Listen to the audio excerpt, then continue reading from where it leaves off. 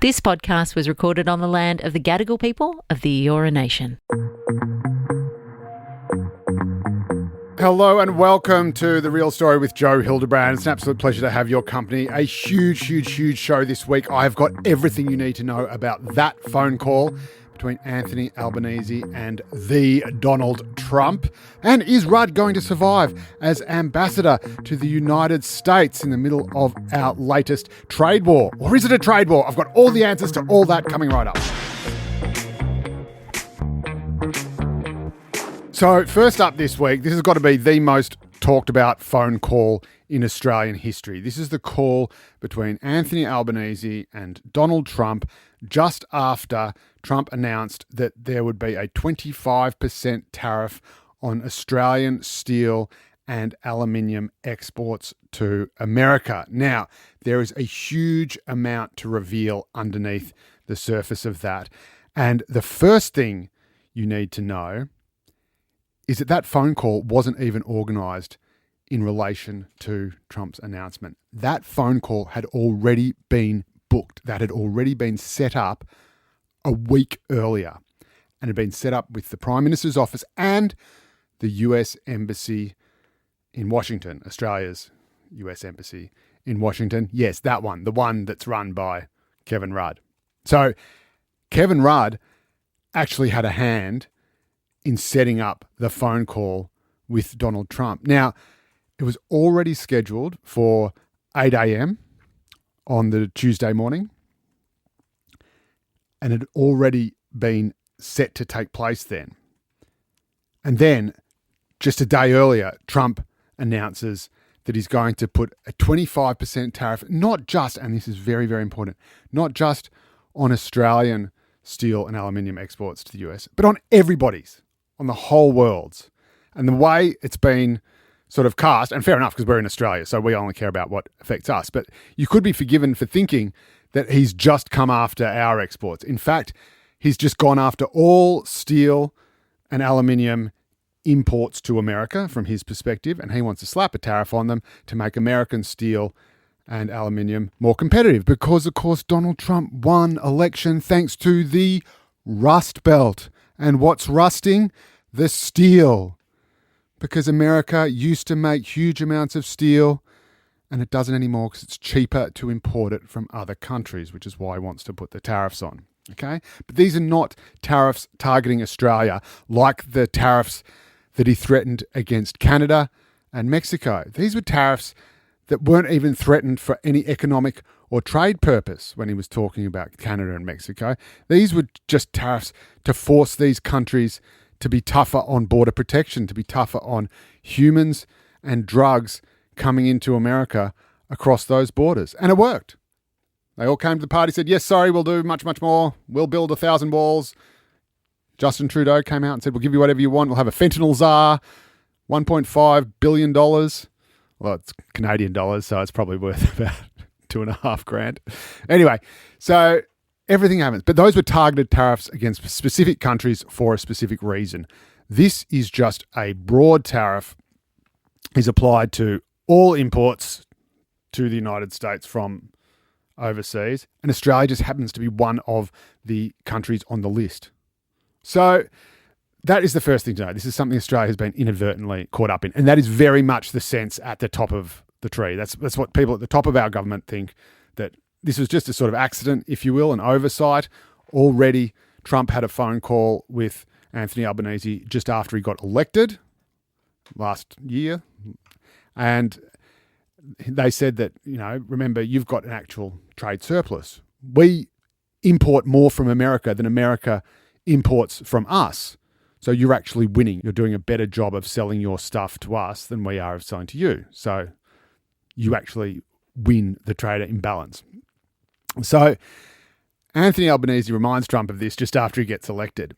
And then, of course, he has another phone call scheduled after the president has been sworn in. And this is no mean feat. We are one of the first that Trump has spoken to. So aside from all the stuff that he has to do for various national security reasons and his trip to Israel, where he said he was going to buy the Gaza Strip and turning it into luxury beachfront condominiums or something. But we were one of the first few countries whose phone call he took post-inauguration. And it just so happened that that call, which had already been set up, happened to be scheduled for just after he makes that announcement. And that is why the Prime Minister, Albanese, is talking to him not just about the trade sanctions. He's talking to him about everything, talking to him about, AUKUS, talking to him about, the footy and the Souths player who just won the Super Bowl single-handedly. Also talked about golf. We know that Trump loves golf. And they also talked about something that Trump also loves, which is aeroplanes. Trump likes big stuff, big planes. And Albo is a massive aviation nut. And not just because he lives under the flight path, or used to before he got all big and famous, but because he used to be the transport minister and the federal transport minister. Your main area of transport is, of course, aviation. So Albo knows all about that stuff. And one of the things that Australia imports a lot of from America is planes. And so, again, he reminds Trump that we're importing lots of planes from him, for example. Now, people have since come out and said, actually, we import lots of other stuff more than planes, like construction equipment, It's like, yeah, but that doesn't float Trump's boat. You want to get Trump's attention, you put something big and shiny in front of him, like a Boeing 747. So Albo reminds me of this, tells him all this. The phone call is supposed to go for just 20 to 30 minutes. It's scheduled to just go for 20 to 30 minutes. It goes for 40. So that in itself is a very good sign. You do not spend longer than you have to talking to someone who you are going to screw over no matter what. Again, in diplomacy, when you get the phone call and how quickly is a very big deal and a very important marker of how close the relationship is, and how long that phone call goes for is a very big sign. And that's why you hear people talking about that. And this is what world leaders and diplomats and lawyers are looking for as signs that the relationship's going well, we're going to get a deal, we're going to get a breakthrough. Now, the other thing that happens in the phone call, were that not enough, is that the two men agree what they're going to say afterwards. And they both agree that they will say that an exemption, a carve-out for Australia from these tariffs is under consideration. Right? Now, again, if you are not planning to do something, you don't say it's under consideration. You just don't do it, because why would you protract an inevitable process? Why would you raise hopes only to dash them again? It makes you look like an asshole twice over. There is absolutely no political benefit in saying, all right, I'll have a look and I'll review it, and then coming back and saying, no, we're just going to do it anyway. If you're going to do it anyway, you just do it. Then Trump goes out and I love this guy, but he comes out and he says, yeah, I just got to say there's going to be no exceptions. We're going to have trade tariffs on the whole world, no exceptions. And then someone up the back says, didn't you just get off the phone call to Australia and say, oh, yeah, sorry, yeah, apart from that. And he says, yeah, I spoke to the Prime Minister of Australia, a very fine man. Now that is extremely important. And he says, yes, and yeah, it's under consideration. It's under great consideration. Now, we all know that great is Donald Trump's favorite word. Great is what he's going to make America again. So he reaches a deal with the PM just to say that this is under consideration, which again, you don't do if you're planning on absolutely having the status quo, no exceptions. And then he comes out and says not only that it's under consideration, but it's under great consideration.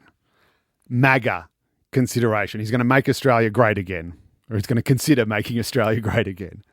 And the other thing, of course, is that Donald Trump is a transactional politician. He likes to win. He likes to make a deal. And the only point in making a deal is if you think that you are getting the better deal out of it. And if you're winning, you want both sides to think you're winning, but Donald Trump wants to know that he is the winningest winning of all. And of course, that is another thing that the PM both raised with him in his first phone call after being elected and reminded him again in this phone call, which is that you are already winning the trade war. If there is a competition in trade between America and Australia, you are already winning. In fact, we import about twice as much in dollar terms from America as America imports from us. So you're already winning. All we ask is that you just keep winning. And of course, Donald Trump is very receptive to this because, oh, that's right, we are winning. And so he can do that. He can do that deal. He can take it to his people and say, yes, I've established that we've already got an awesome trade deal with Australia in which we're already winning and they give us twice as much money as we give them. And because I have decided in my magnanimity that Anthony Albanese is a very fine man, I've decided, being a kind and merciful God, that I'm going to do a special favour for our mates in Australia who just gave us $500 million American just to shore up the AUKUS deal. So again, we are sweetening the deal. We are paying tribute to him. And he loves that stuff. And he says, yes, I've decided I will give great consideration. And after my great consideration to this very fine man, I will exempt Australia from the 25% tariffs that I'm applying to everybody else. Thank you very much. I'm Donald Trump. And we will find out if I'm right or not with our very own Trump whisperer, Paul Murray, who's going to join us later in the show and talk about just what makes the Donald tick. What is he thinking when he makes announcements like these and what we can expect in the future?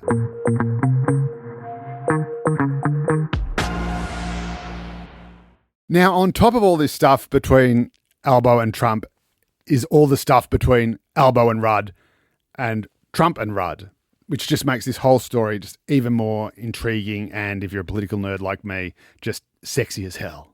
I know you don't often hear the words Kevin Rudd and sexy in the same sentence, but you have now, so just let that percolate. So Albo and Rudd go way, way back. I know this because I go way, way back with both of them as well. But Kevin Rudd was, of course, the Prime Minister, and he got rolled just after a by-election in Penrith, west of Sydney, a state by-election that went horribly, horribly, horribly wrong for the Labor Party. But again, not for the federal Labor Party that Kevin Rudd was the Prime Minister of, but for the state Labor Party. And the polling around there, where there was just a huge amount of discontent, the state Labor government was into its fourth term. They just rolled a succession of premiers. They'd been through 3 premiers in as many years, Maurice Yemmer, Nathan Rees, and then Christina Keneally, who went on to lead the party to a record loss, as you would after 16 years in government.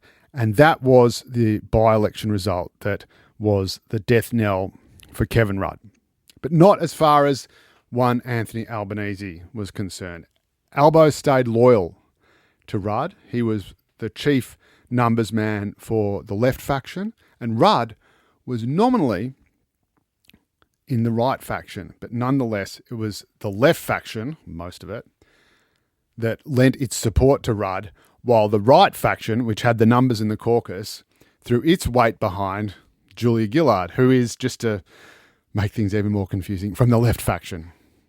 But there are 2 factions within the left faction, and they hate each other. So Anthony Albanese was loyal to Kevin Rudd even when he knew that Kevin Rudd was doomed. Everybody knew that he was going to lose that challenge in June 2010. I remember it very well because he was knifed on my birthday, June 23rd. I was at the pub, got very empty very quickly.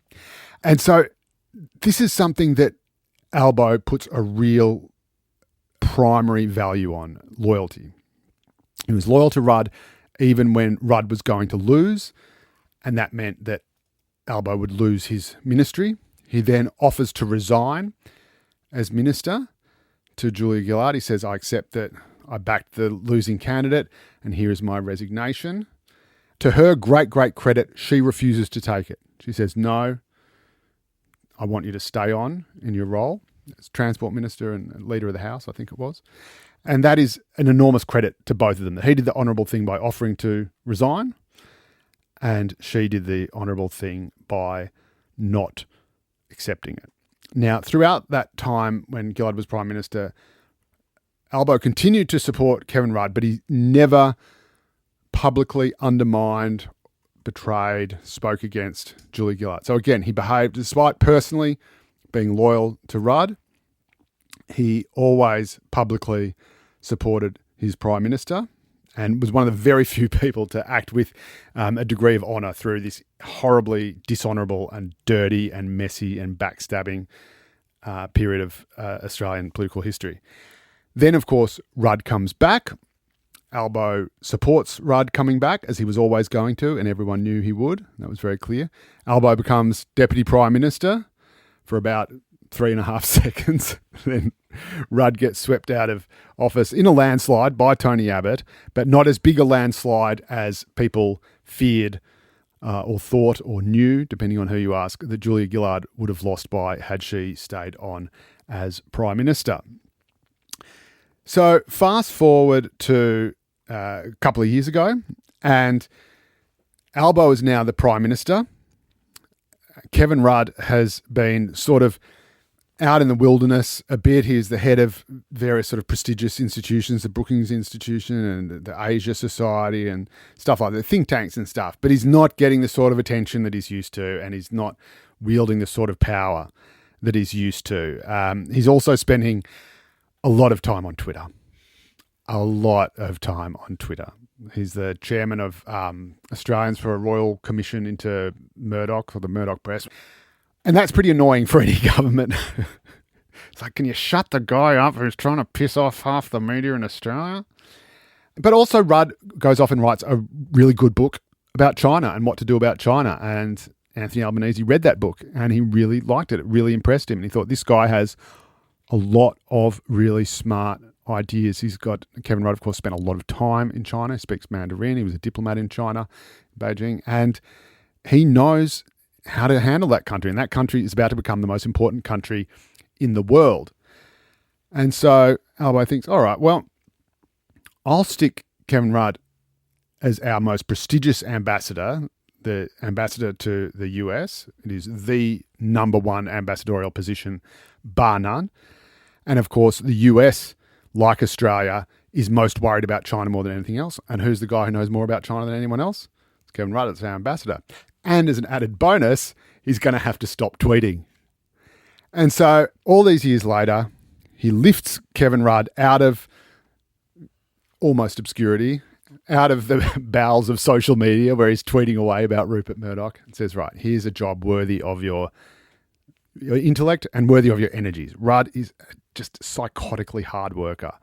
So he puts him in there, and Rudd has been doing all this stuff. He's been running around behind the scenes, notwithstanding the fact that he said some really stupid and mean things about Donald Trump on Twitter, of course. Running theme here.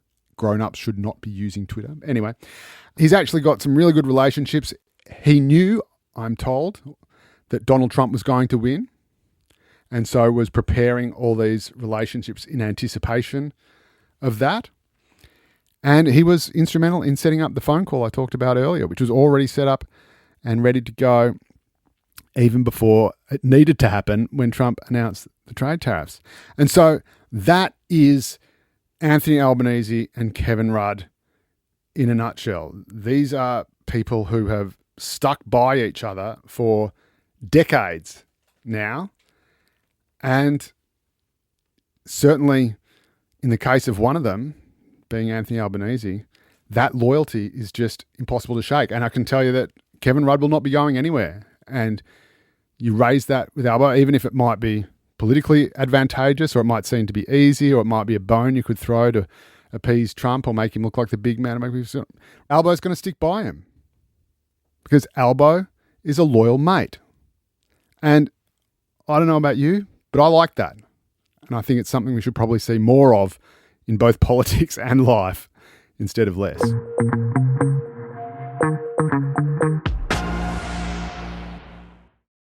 So, as discussed earlier, the huge news this week is that Trump has hit Australia with 25% tariffs on its steel and aluminium exports. And it's funny when it happens to someone else, but when it happens to us, well, it's just not fair.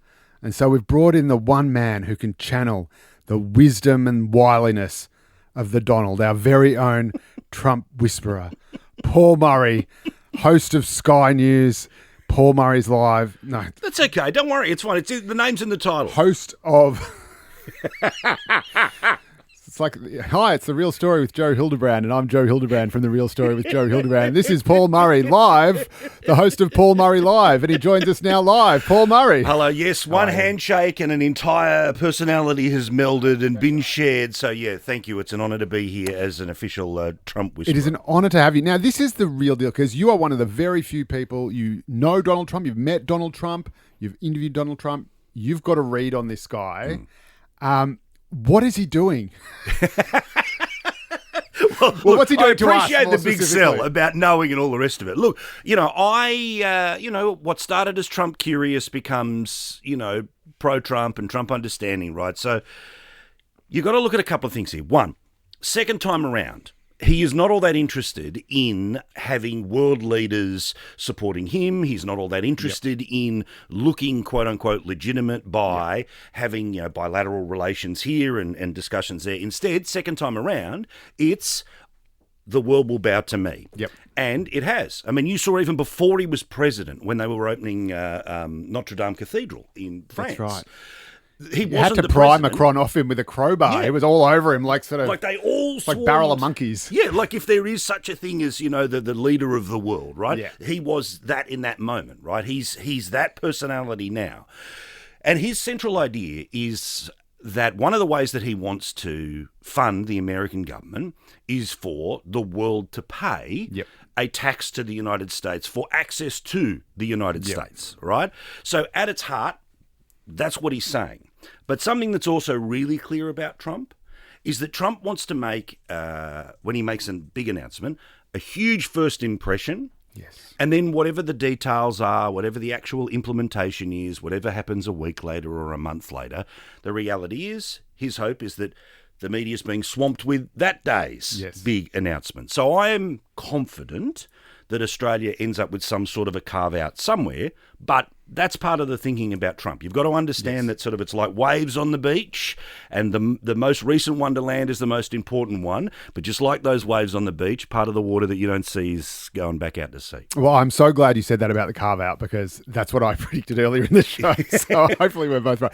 But it is that interesting thing, and you said you said something that stuck with me. Whenever Trump announces something and everyone just goes wild about it and goes, oh my God, the world's going to end. Just wait a week. Just wait a week and then see where things end up. And they usually end up in a pretty good place for everybody. I mean, if you look at and again, the same thing with the tariff announcements on Canada and Mexico, everyone's going, and the same people who are getting hysterical about the tariffs here were going then, they're just overreacting. Clearly it's an ambit claim. He's just dropping a rock in the pond and then they'll do a deal. And the same thing presumably will happen here. Well, yeah. I mean, don't forget as well, right? There's always a little asterisk and a little fine print, right? In the case of these things, they don't kick in until March. Yep. So there is theoretically a period of time between big splashy announcement and when the world is going to start to pay.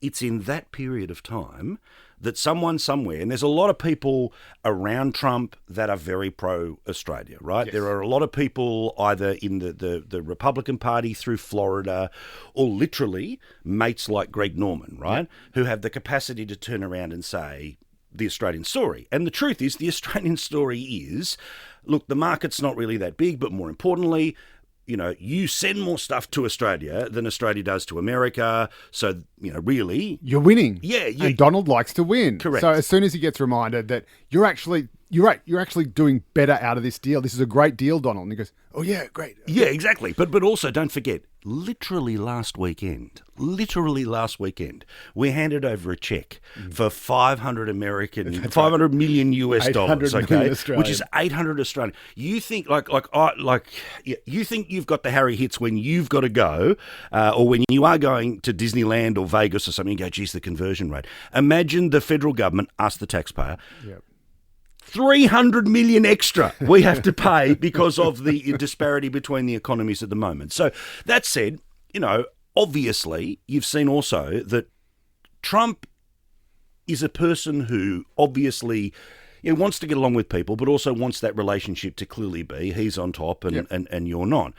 So you saw that when he was talking about the experience with Anthony Albanese on the phone, it was, a wonderful man, lovely. Because, of course, what it was, Mr. President, want to say, congratulations, so good, look, we'll find a time, but let's have a chat about our system. But I completely understand your tariff policy. Oh, okay, cool. And it just that'll start to whir away. But also it doesn't hurt that we've got US subs in Perth. We've got Marines in Darwin, and we've got what do we have to do? The middle of the country, We're spying on the rest of the world. state after Canada. Yeah, correct. And this is Trump. I mean, even above and beyond Australia, this is a template that Trump has been rolling out time and time and time again with great effect. In fact, I can't think of a time when it hasn't worked. Like he says to Hamas, you hand over the hostages or they'll be hell to pay by the time I'm sworn in.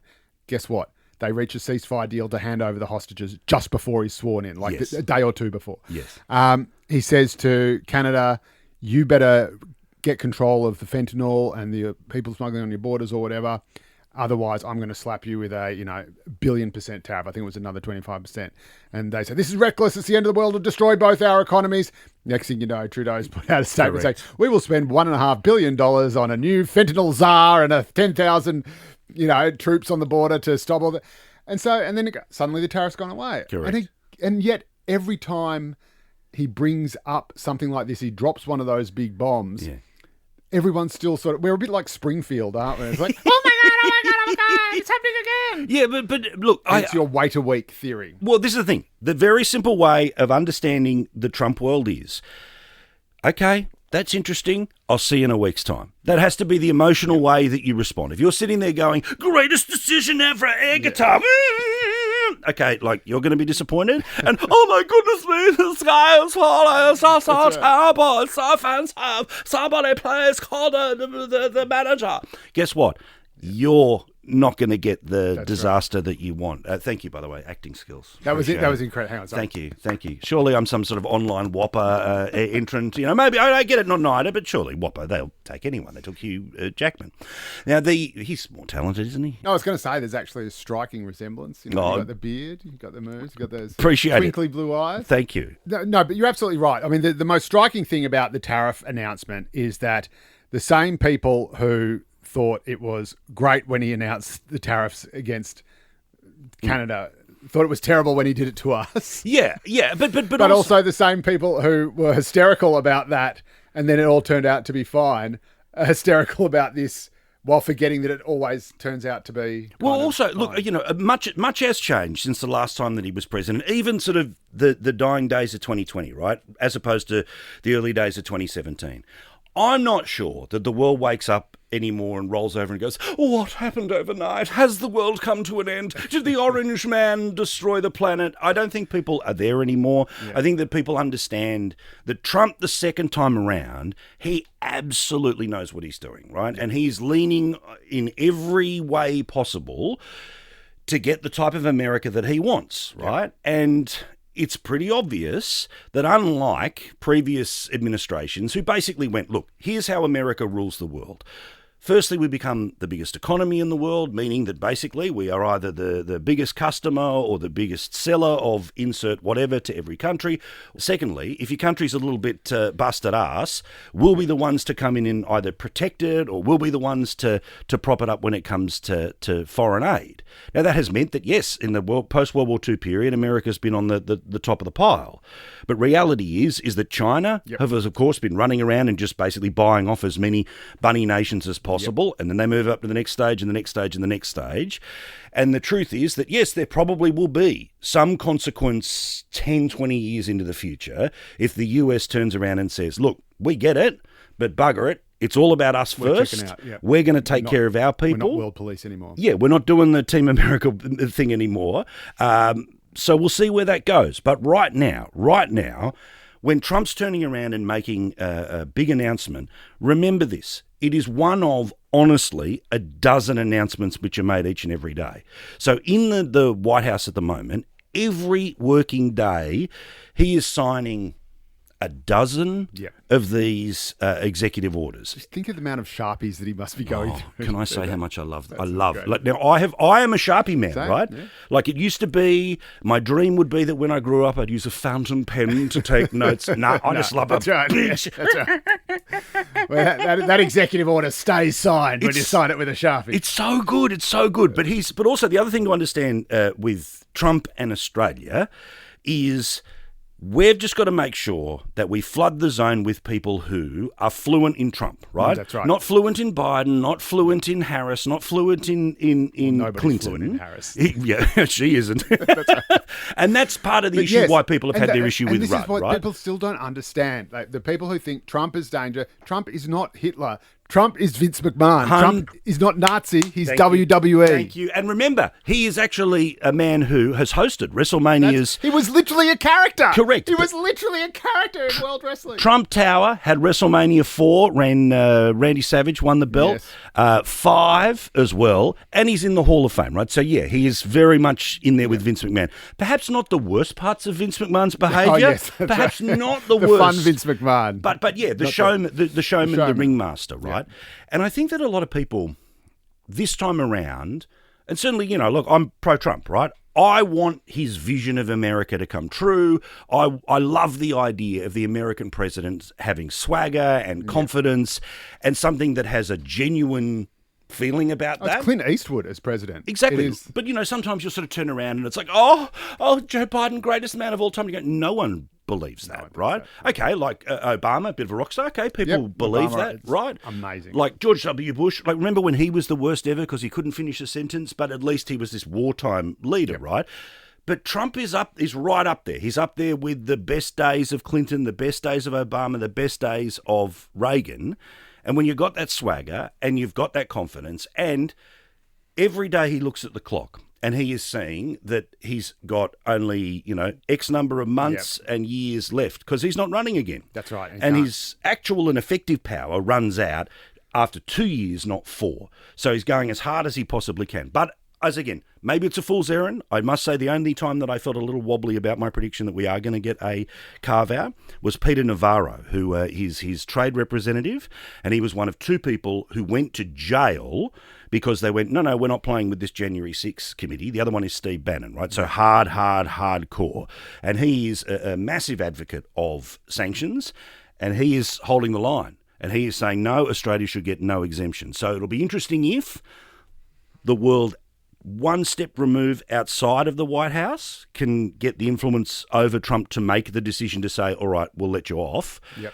Or it's going to be, part of the way that we can scare the world, that we are going to do 25% tariffs, or we are going to drop a bomb here or there, is at some time we have to draw a line and hold the line. With no exceptions. We all hope it's not this time, but we'll see. That's right. Well, I think Trump, again, I'm still inclined to think that there will be a carve-out just because Trump, he thrives on personal relationships. He thrives on that handshake with a man. That's why I thought it was so significant that he called Anthony Albanese a very fine man. If Trump declares you're a fine man, that's it. And he talked to him for you're a 40 good minutes. guy. That's right. Like if we were getting the brush, that it's 2 minutes at best, cursory conversation. Now, admittedly, I have no doubt that when the Prime Minister is telling this fishing story about how this phone call goes over the next 20 years, it's going to get longer and longer and longer and longer. But I'm pretty sure of the 40 minutes, we spoke for 24 hours. Nobody slept. Yeah, but I also have the sense that, Albo might have got in 3 minutes, and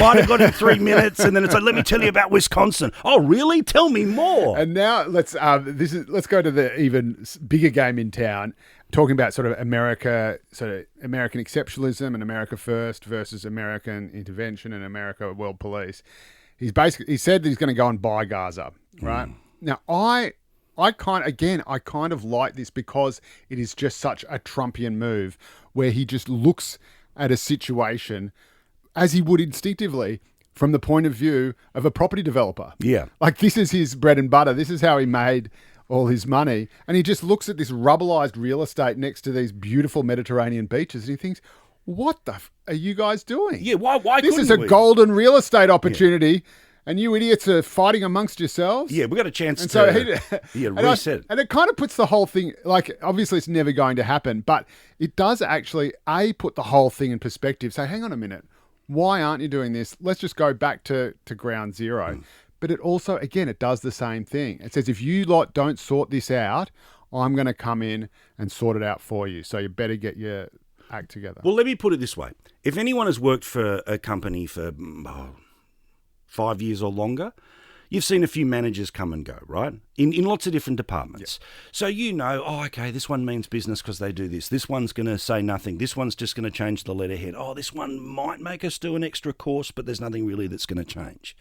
So if you think you've seen it all before, then generally speaking, if you know that the American president can only go so far, cannot back this side, cannot back that side, then you know... Just going to keep doing what you've been doing. What happens in the negotiation. Yeah. But if a manager walked into your work tomorrow and went, all right, hands up, who's been here for longer than 5 years? All right, you're all on your first warning. Because it's time for us to regenerate. You're all on your first warning. Right. Everyone straight away goes... oh, this isn't somebody I've seen before. Yeah. I don't know where it's going to end, but we haven't seen this before. So obviously, Qatar is going to pay to rebuild Gaza. Why? Because Hamas's leadership was in Qatar while their citizens were dying, right? Yeah. They were the ones that were in the room negotiating the hostage stuff, right? But in terms of Trump, he's trying to send a message to them to say... look, I'm all in on Israel, and you don't know what that means because you've heard it before, but you don't know what it really means for me. So, of course it's a negotiating tactic. The problem with shock and awe is that at a point in time, you sort of start to live with it, right? Like it's like, remember, say, again, maybe your next door neighbour has decided, they're pulling their bathroom out. And the first day you hear, you're like, I can't live next to this.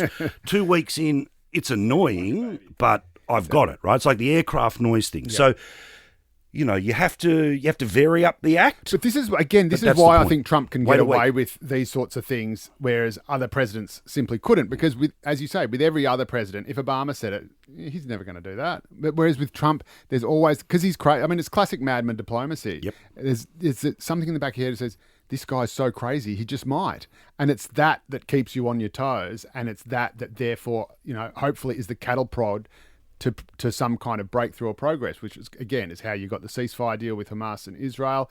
And again, it also sort of puts the lie to a lot of the hysteria that has already been there around the conflict. I mean, the thing that really made me laugh in a very sort of dark and black, wry way was when Trump makes his announcement he's going to, turn Gaza into a condo strip. And people go, you can't do that. It's ethnic cleansing. That's ethnic cleansing. And you go, hang on a minute. I thought it already was ethnic cleansing. Yeah. Yes, good point. You said that was already happening. Yeah, good point. And now it's just like, what, more ethnic cleansing? More or new or different? It's like you've been so hysterical for so long, it just sort of doesn't work anymore. So he turns everyone into the boy who cried wolf a bit. Well, I'm so glad, because I was literally going to say it as well, right? This idea of... we get why the stakes are where they are and people's historical connections, right? And I'm not blowing that away, but it's like for those of us who haven't lived those things, we've heard a lot of people ramping the chat right up. And it's hard sometimes for people to stay in touch with that, right? Yep. But the thing about, again, we've all had that friend who just knows how to buy a car, knows how to negotiate a price, the type of person who will send back a meal, and not because they're an asshole. It's just they believe that this is a transaction and I'm going to pay as little for as much as possible, right? That's the deal. I don't care that you've got commission and you're sob-storying me that it's the end of the month and, without the commission, the kids aren't going to get... No, mate, screw, right? And that is ultimately any deal maker, but that is, again, going to be Trump, right? Yeah. So all of the usual emotive responses, which generally speaking politicians shit the bed about, right? Which is as soon as they start to go, oh, people are getting fired up, people are getting angry...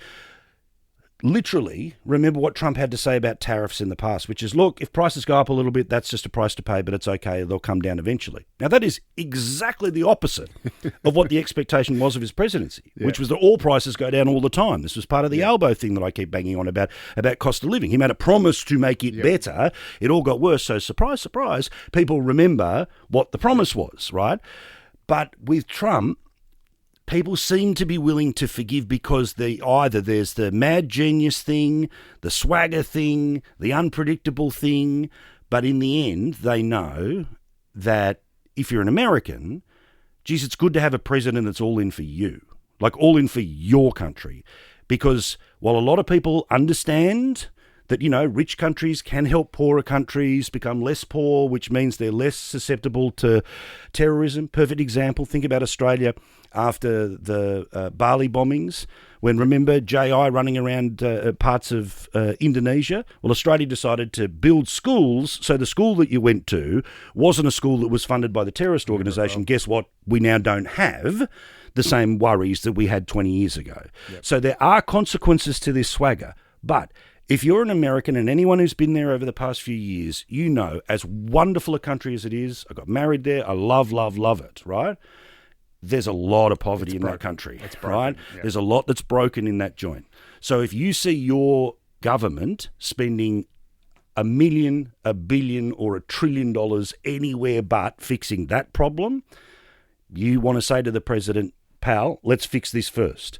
So if Trump's turning around and that's his central message, that I'm doing this for you, we'll see where it ends. But in terms of your emotional response, I repeat, just wait a week and make sure that you check with Joe every week. He'll tell you whether the sky's fallen in or not. In the meantime, just keep head up and enjoy the surrounds. Oh, I love it. What a perfect note to end on. Paul Murray, host of Paul Murray Live. The clue's in the name. Love you. Thanks so much for joining us, Steve. And that's all we have time for this week. Thank you so much for your company. It's been an absolute blockbuster episode. Hopefully we haven't made your brain hurt too much. You can, of course, flick us an email and tell us if we have made your brain hurt too much at therealstory@novapodcasts.com.au, or you can slide into my DMs on the gram. I'm on the grid. At Joe_Hildebrand is my handle, and just give us a little tickle up.